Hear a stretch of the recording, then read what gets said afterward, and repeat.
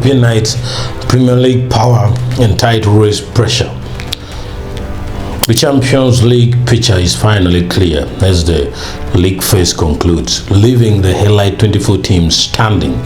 One undeniable truth has emerged: Premier League dominance is real. English clubs claimed a staggering 5 of the top 8 spots, a powerful statement of the depth and consistency currently defining the highest level of European football.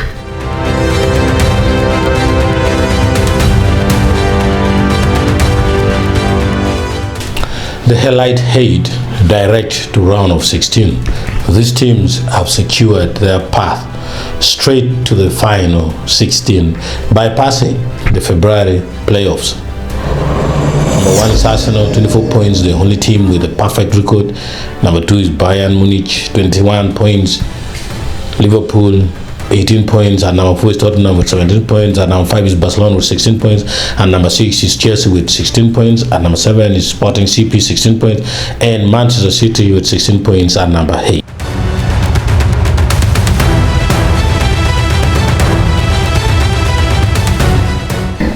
The playoff contenders, 9th to 24.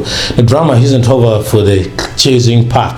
These teams must now face a 2-legged playoff to earn their place in the knockouts. The seeded group ranked from 9 to 16. Real Madrid with 15 points at number 9. 10 Inter Milan, 15 points. 11 is PSG, 14 points. 12 is Newcastle, 13 is Juventus, Atletico Madrid, Atlanta, Bayern, Leverkusen with 12 points.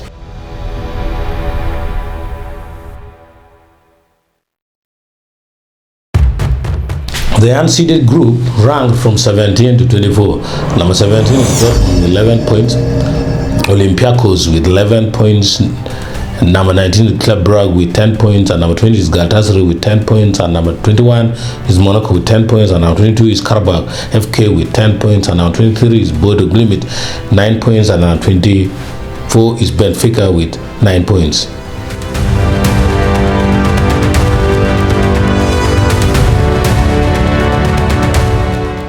The Premier League heat and title race warning.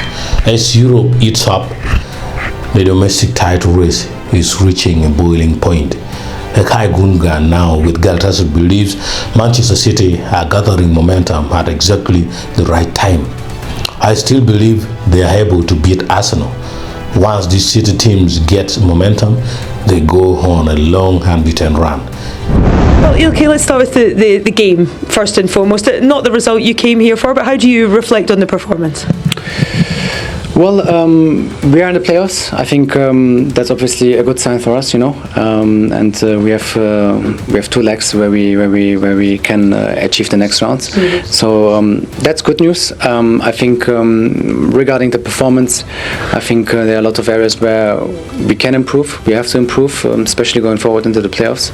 I think we conceded 2 quite easy goals, too easy maybe for them. I think the best moments we had in our game were when we, more brave and were able to press them high, and force them to do mistakes as well. I think only out of these kind of situations we should have maybe done a little bit more. Had one really good chance in the second half with Victor. Maybe if we score there, we can still get something out of the game. But we have to take it as it is. Learn from it, learn from what we have to do better and can do better for the next round. And how was it being out there at the Etihad once again, but in the away dressing room on the other side? A bit weird, but obviously very emotional. It's a special place, and to come here and play football in general, it's always a great feeling, and to see a lot of familiar faces, and seeing the fans, it was really nice. And you managed to swap shirts with Bernardo Silva, I saw at the end. Yes, I swapped with Bernardo, a dear friend, someone that I've shared a lot of special memories together, on and off the pitch. So I think we are both very happy. Like you say, you have your playoffs now to look forward to, and your own title challenge. As far as Manchester City are concerned here, are you confident? Do you believe that they can overturn Arsenal in the Premier League race? I think so. Yeah, I think they have the momentum right now, and the past has always shown, that once they get that momentum, it's very, very difficult, to get something out of the games against them. Yeah, they can go for a long winning streak right now, and it looks like that they have to do that because I think both teams play on a very high level. But I think that's why the Premier League is also one of the most exciting leagues, because you have all these teams, and it feels at the moment, that everyone can get something out of against everyone. So it's a special league. It's amazing to watch as well, in front of the TV. That's why obviously I'm following it, and yeah, it's exciting. But obviously, I wish them that they are able to do it. City's experience in high-pressure run-ins could once again be the deciding factor as they chase the Gunners, who currently sit 4 points clear.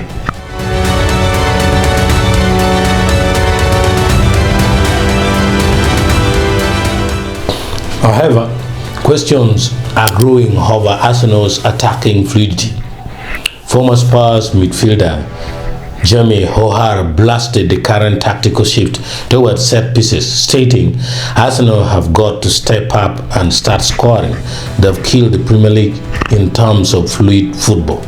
The stats highlight a mounting concern for Mikel Arteta. City's forwards have combined for 33 league goals this season, while Arsenal's front line trails significantly with just 20. When you talk about Saka, Martinelli, Gyökeres, they spent money on him, and then you're going Trossard, and you're looking at players, Madawaki, players who you think should be producing and getting goals, but they're not. They're really struggling, Arsenal, and they are massively reliant on their set pieces. And defensively they've been great, but you're starting to see now they're conceding goals. They have got to step up. Arsenal have got to step up and start scoring goals. They've got to get Saka scoring. They've got to get Gyökeres firing. Gabriel Jesus, he's always a bit part player. He shows brilliant moments, and then he doesn't keep going and keep scoring goals. Havertz coming back might be decent for them, but I think they've got a massive problem.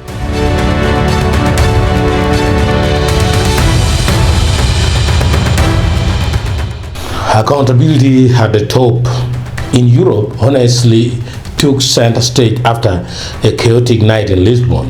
Mbappe delivered a brutally frank assessment after Real Madrid failed to Benfica. We deserve to lose.